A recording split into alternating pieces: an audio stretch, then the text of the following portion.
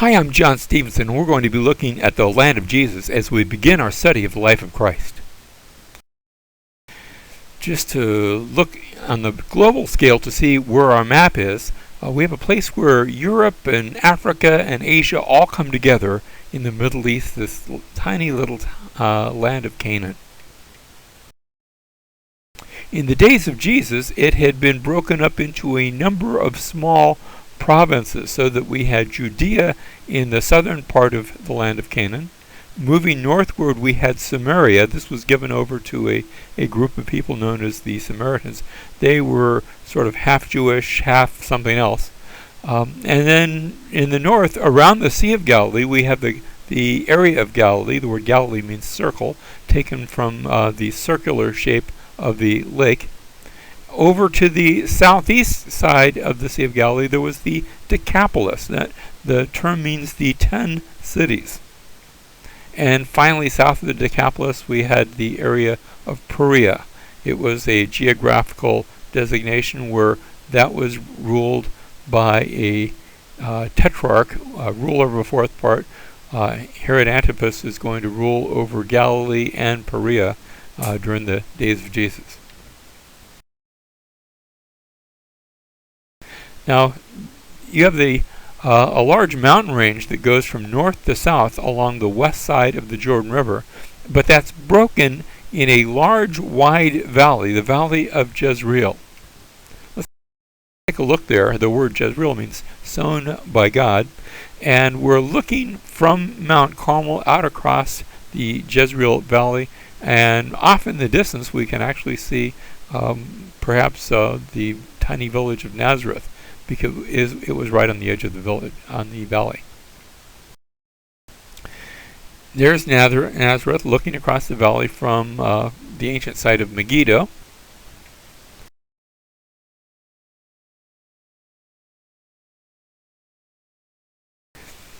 And if we can zoom in on just this section, the Valley of Jezreel, we'll want to get a close-up of the valley. Here we see Megiddo and Nazareth. Nazareth was such a small town in the days of Jesus that it was barely mentioned in any sort of historical writing, historical document, unknown in the Old Testament, and even in Jesus' day, it was just a tiny little village. We think of Jesus as a carpenter. That's the way sometimes we translate the term as it's seen in the New Testament. But actually, he's described in the New Testament as a teknon, a builder. And certainly he would have probably worked with wood. But also, if you look at the makeup of this house in the background, it's made of stone. Wood was a very valuable commodity. You didn't have a lot of wood available, but you had rock everywhere. And so Jesus was probably a construction worker. Yes, worked with wood when he had it and when that was available, but more often than not, he was probably working with stone. Here we see an example of somebody separating the wheat from the tares. They're dragging a heavy piece of board or rock or something over the grain that's been gathered up into an area, and they're using that to grind the grain. Then at a later date, they will be throwing that grain up into the air, and the lighter chaff, now that it's broken up from the grain, will blow away in the wind, and then the grain will fall back to the earth. Jesus is going to use things like this as illustrations for his parables.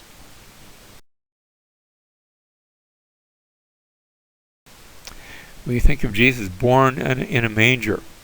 Again, we sometimes have our European outlook on this. In Europe, there's plenty of wood. So if you want a horse trough or some sort of a manger feed, it's made of wood. Not so in Israel. Wood is a valuable commodity. And so a manger, more often than not, is going to be made of stone. Here we are in replica of a first century synagogue. We don't have the fancy chairs. There's maybe a place around the outside for people to sit. But the whole town would gather on the Sabbath to hear the scriptures read because these were people of the book. Now, if we were to leave Nazareth and go just a few miles to the northwest, we would come to a city called Sepphoris, which was present in the days of Jesus, and yet both in that day and in the ensuing generations, it would grow into a place of Gentile culture, a city of considerable size that had things like a theater and had various things that have been located there that reflect a Gentile, Jewish and Gentile community both. Sepphoris had been destroyed by the Romans after the 4 BC rebellion, and then Herod Antipas had changed the name of the city to Autocrasus.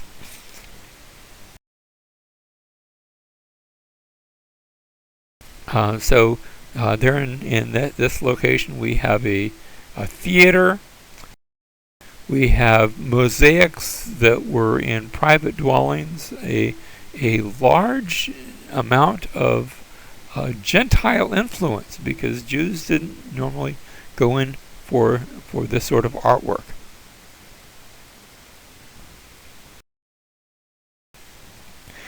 Now, if we can leave Nazareth and make our way up to the Sea of Galilee, today we would come to Tiberias, although Jesus never went there. Tiberias was the seat of the local government, so that Herod Antipas would have had his place of rulership, his palace there at Tiberias. The Sea of Galilee, sometimes that can throw you when you hear the word sea. We should remember that the Sea of Galilee is really a large lake, about 5 to 7 miles across at its wider point. Maybe from end to end it's about 12, 13 miles, which means no matter where you stand, you can see across it, even on sort of a cloudy day, which we're looking at in our picture here. It's actually 500 to 600 feet below sea level, and so this is a low spot in the world. It's going to get much lower when we get down to the Dead Sea. The Sea of Galilee becomes the location of many of the miracles and teachings of Jesus in his Galilee ministry. Now, if we can circle around the Sea of Galilee, we'll come up to Capernaum. That was one of the tiny villages, and it's going to be the center for Jesus' ministry. This tiny little village of Capernaum. Notice it looks almost like a jigsaw puzzle. These were what were called insulas. These were homes, and people would build their home, and then as their children grew up and got married, their children would move right alongside, maybe right next door, and build up their home. And so what you had, we look at that and we think maybe townhouses, but this was the regular, maybe fishing family, or the families that grew up here in Capernaum. Everyone was probably related to everyone else. Everyone certainly knew everyone else. You had one church in town, we would say, one synagogue in town. We're looking at the synagogue. It was centrally located in the village. Now, this is a 3rd century synagogue at which we are looking, but it is built on the foundations of the 1st century synagogue that would have been present in Jesus' day. Here we can see the foundation stones. The black basalt foundation stones reflect the older synagogue, its foundations, and then this newer synagogue had been built on top of it.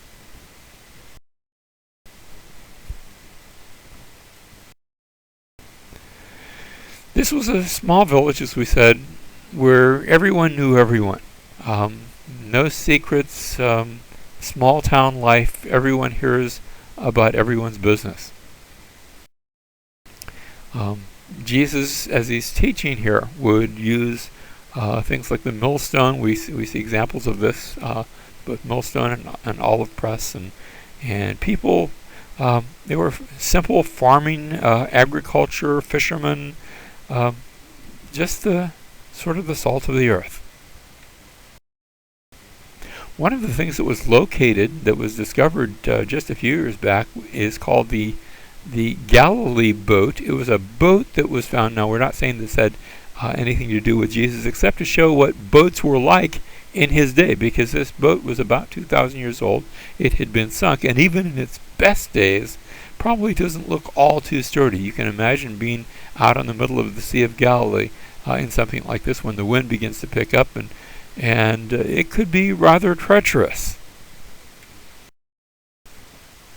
Now we want to leave Capernaum and move northward to the ancient site of Laish, also known as Dan, but in Jesus' day he would come here to Caesarea Philippi. To get there, we move up the Hula Valley. Today this has been all filled in, but back in Jesus' day it was a bit swampish. We're crossing the headwaters of the Jordan River as they flow down from the melting snows of Mount Hermon.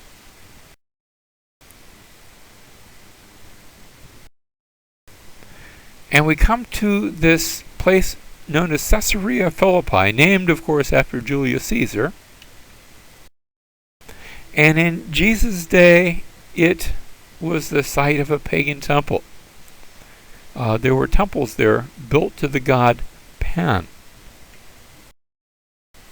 You can go there today and still see the grottos that were carved out of the mountainside against which the temple stood.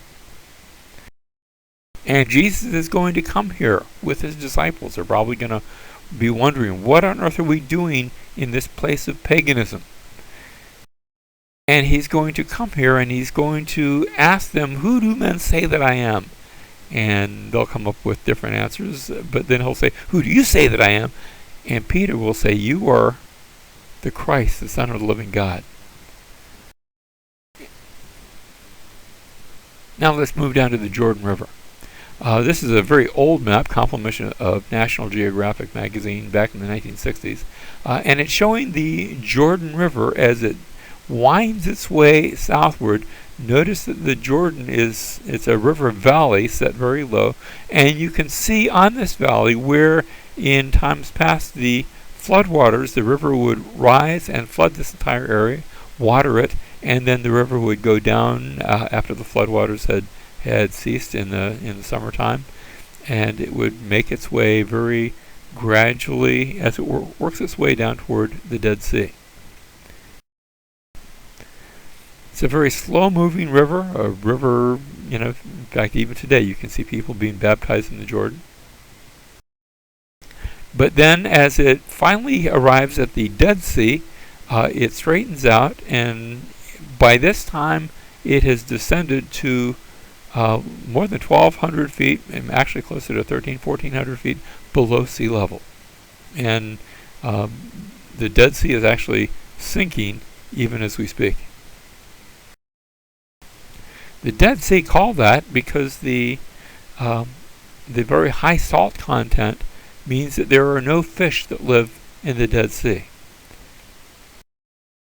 And it was here at on the shores of the Dead Sea, a old plateau overlooking the northwestern part of that sea, that a community known as Qumran existed in the 1st century. These were the folks who wrote the scrolls that have been discovered, known as the Dead Sea Scrolls. They were discovered up in the caves overlooking the Dead Sea, and nearby was this Qumran community, this place where these Jewish people had left Jerusalem because they thought Jerusalem was just getting too secular and too worldly for them, and so they came out here to the desert to be alone with the Lord and to copy the scriptures. And fortunately, those copies, they hid them in caves, and they've been discovered. And in some cases, copies of the scriptures that are 1,000 years older than anything previously had by scholars. And so it has been a wonderful boon for textual criticism and the study of the scriptures. These caves, a number of them were found. This one's a cave 4. They're numbered by the. Anytime a scroll was found in a cave, they said, well, that would be number 1, 2, 3, 4, in the order that those scrolls were found. So this is cave number 4, right near the Qumran community. Some were quite a bit further away. This is an artificial cave that was carved into the soft sandstone so that the scrolls could be left here.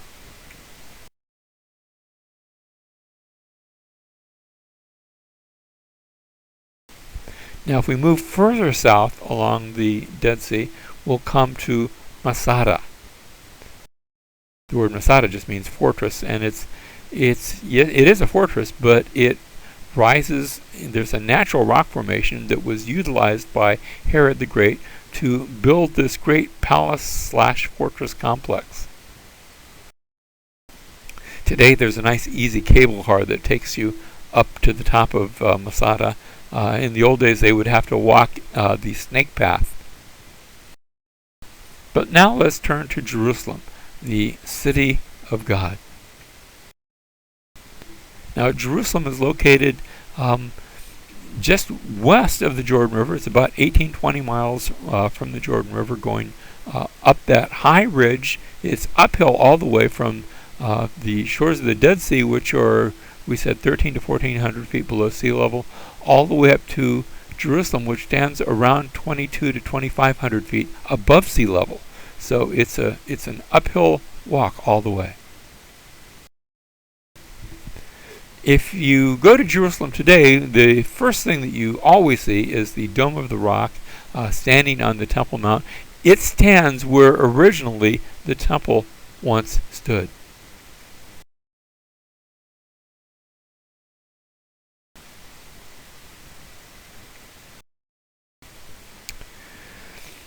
The topography of Jerusalem, if you can imagine a hand being held upside down over on the right hand of our screen, you have the thumb, and then the fingers looking a little bit like maybe a mitten. You folks that live up north know what that is. And the outline of the walls that you see are not the walls as they existed in Jesus' day, but the Crusader walls as they exist today. Now, those walls have changed, but the basic topography has not changed. So notice that Jerusalem was surrounded on 3 sides by steep ravines. On the north, not so much. And then through the middle of the city, there was another steep valley. The old part of the city, known as David's city, was on this sharp ridge that jutted down from what would later on become the Temple Mount. Let's look at a model. This model is in Jerusalem, but it shows the layout of the city. First of all, we begin with David's city. This is the oldest part of the city on that narrow ridge that juts down from the Temple Mount.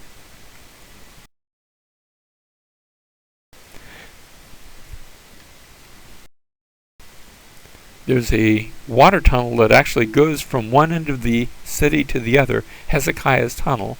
It would have been there in Jesus' day, but probably not a lot of people doing the walk through the tunnel as we're doing here.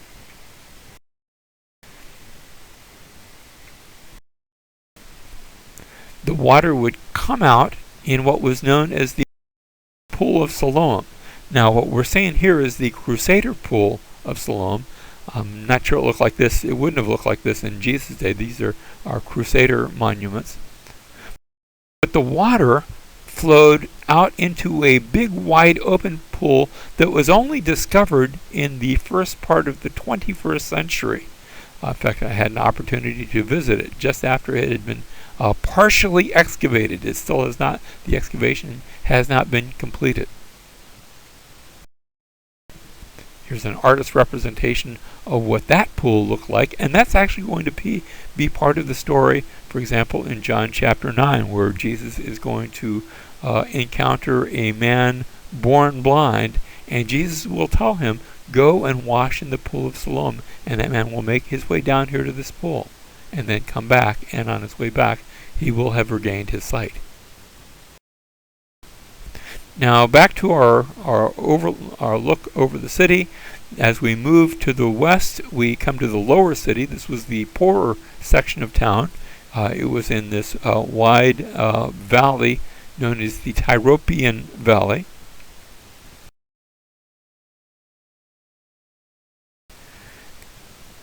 And then I move further to the west, and I come to the upper city. It's upper city because it's higher. And this was the more wealthy part of town. This was the place where people like the high priest might have lived. It was also the scene of a large palace on the far western side, a palace of the Hasmoneans. We'll talk a bit later about who those were. The former kings of Judah in the intertestamental period. But now in this day it would have been used by both descendants of the Hasmoneans like Herod Antipas and also by the governor of the city, Pontius Pilate.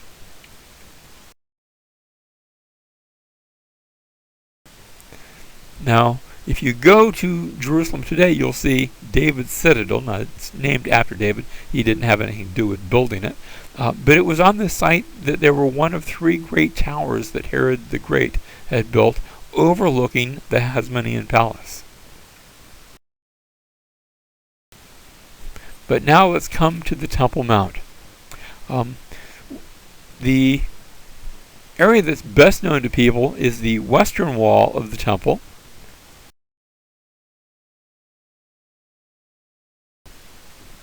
And there are a series of gates that took the traveler up to the top of the Temple Mount. Now, there's one arch that was noticed by someone named Robinson, so it's gotten the name Robinson's Arch. And you can just see from the curve of the arch what this big giant bridge leading up to the temple would have looked like. Today, just the pieces of it are lying down in wreckage below. Another picture of Robinson's Arch where you can see the stones just barely lying on top of one another, leading up to that great retaining wall around what would have in ancient times been the temple. In fact, in those stones, one of the things that was located was an inscription, and it says in Hebrew, "To the place of trumpeting." It may have been here that every morning one of the priests would come up to this location and look to the east, and when he saw the rays of the sun beginning to come up over the Mount of Olives, he would sound the trumpet that this was the time for the morning sacrifice, this was the time for worship to begin.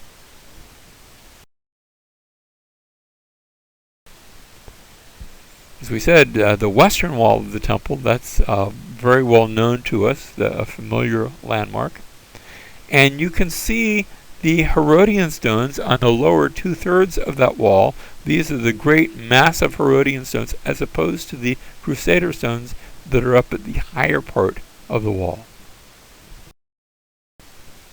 Now, that wall, the way it would have looked in Jesus' day, notice that, and I'm just outlining the part of the wall that we saw, what would have been there in Jesus' day. It went much, much lower, a good 50 to 60 feet below the current ground level, and much higher than it goes today. So as big as that western wall looks today, it was much bigger, both higher and lower, in his day. And yet, even today, we look at it, and it's a wonderful architectural feat as we look at the size of those great retaining stones.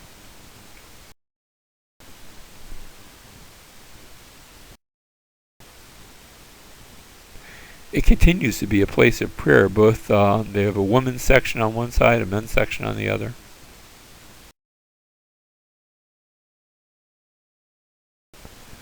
And here, looking at a portion of the women's section, you see just the bare outlines of what in Jesus' day was a gate. It's known as Barclay's Gate because he was the one who first noticed it.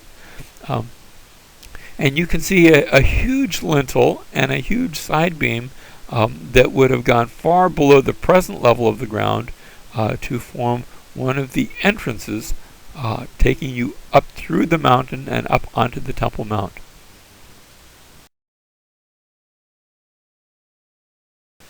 Here's where Barclays Gate, that portion that is today mostly covered up. Now notice there's an archway called Wilson's Arch leading underneath some of the structures and alongside the Temple Mount. Let's take a tour up into that arch.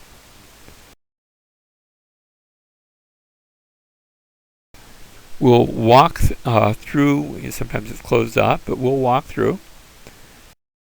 And on the inside, we'll see remnants of these archways that held up the crossings, that held up both a aqueduct as well as a bridge that took one across the Tauropian Valley and up onto the Temple Mount.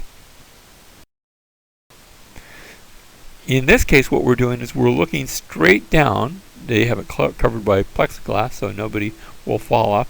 But we're looking down 50 to 60 feet, where these same stones in the wall continue to go down far below ground to the level that they were in Jesus' day. We find another gate that again led up into the Temple Mount. It's been walled off so as to not allow anyone access. And we're going to continue the whole length of the Temple Mount, noting the stone foundations, where in some cases we have a single stone that might be as long as 30 to 40 feet long, weighing tons upon tons upon tons.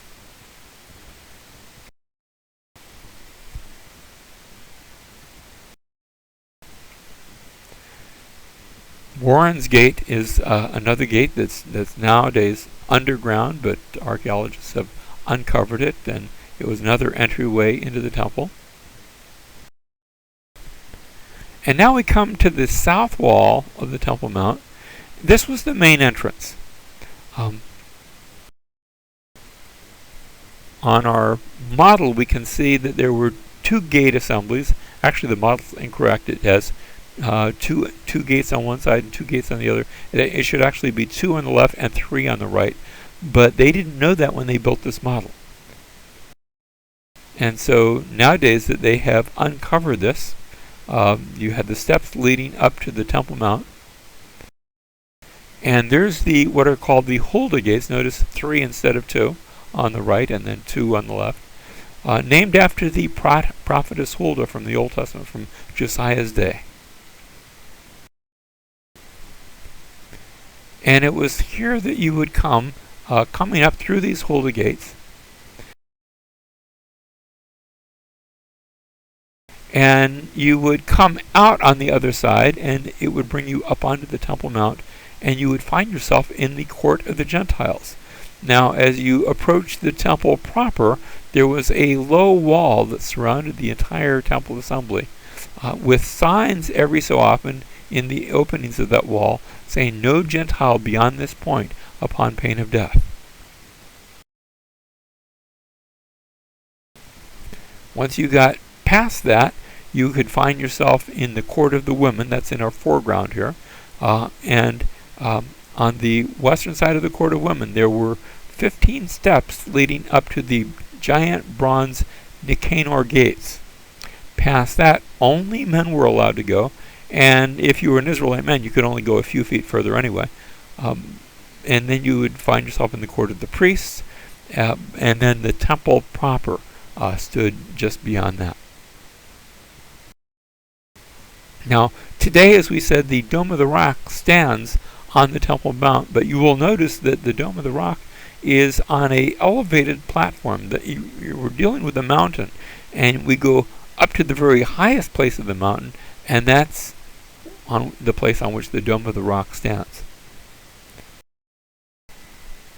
Looking out here from the Temple Mount, of course, I'm looking to the Mount of Olives in the distance. And that sums up our trip around Israel and our trip around Jerusalem.